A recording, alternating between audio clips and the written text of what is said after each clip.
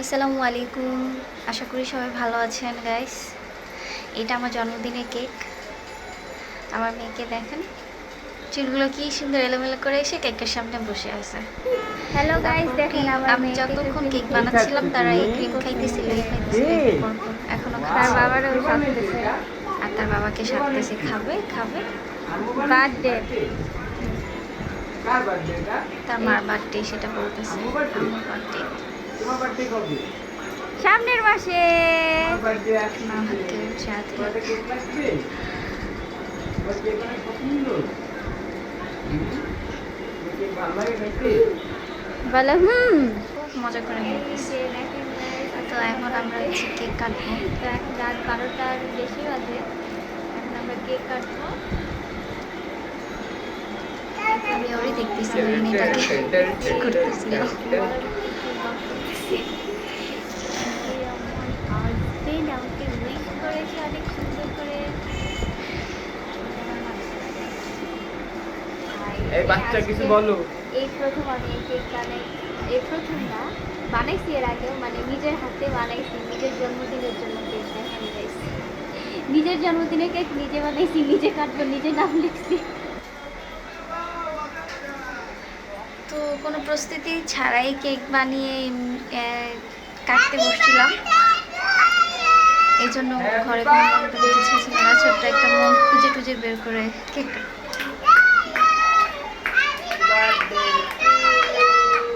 Happy birthday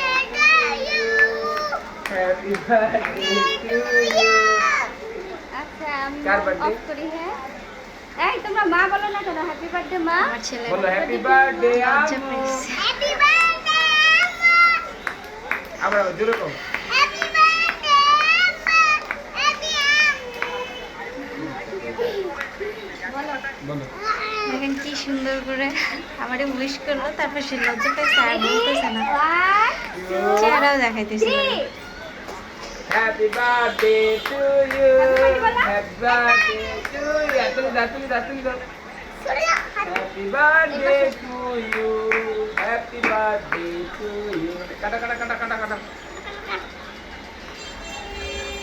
আরে ভাই, সবাই হাত ধরো। আচ্ছা এখন ধর আমরা ধর কেক ধর। কাটবো।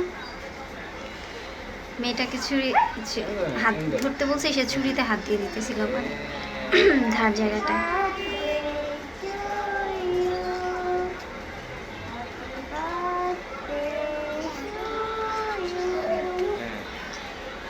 কেক কাটার সময় কেউ হ্যাপি বার্থডে টু ইউ বলতেছিল না বলে আমি বলতেছিলাম, তারপরেও তারা বলে নাই।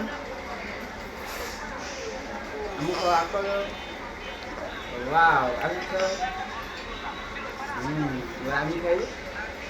তারা যেন বলে, এজন্য আমি হ্যাপি বার্থডে টু ইউ বলতেছিলাম, তুমি না বলে। অনেক কিন্তু তারা বলে নাই তখন। আমরা আজকের ব্লগ এখানেই শেষ। এখন আমরা কেক কাটাকাটি করবো, খাবো। সবাই আমার জন্য দোয়া করবেন। আল্লাহ হাফেজ।